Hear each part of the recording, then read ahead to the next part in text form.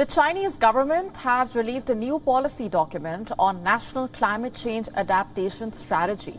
The government has said that climate change has already brought serious adverse impact to China's natural ecology. The new policy details the ways in which China will be tackling climate change. The new policy listed some of the environmental changes brought about by climate change. It said that vegetation belts in China had shifted northwards. Melting permafrost, retreating glaciers and expanding ice lakes had disrupted the water supplies. Rising sea levels had increased the risk of flooding in the coastal areas.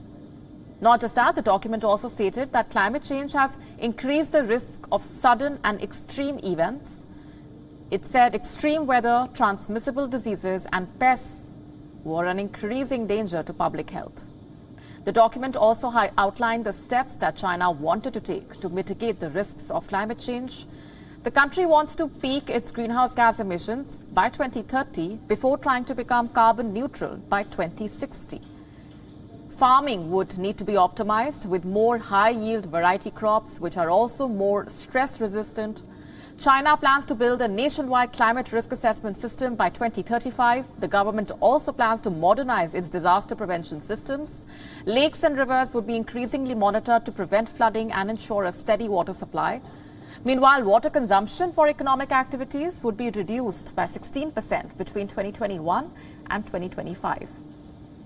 China's ambitious climate policy sounds like a step in the right direction, but the country continues to be heavily dependent on coal for its industrial growth, and only time will tell if China manages to achieve these climate commitments.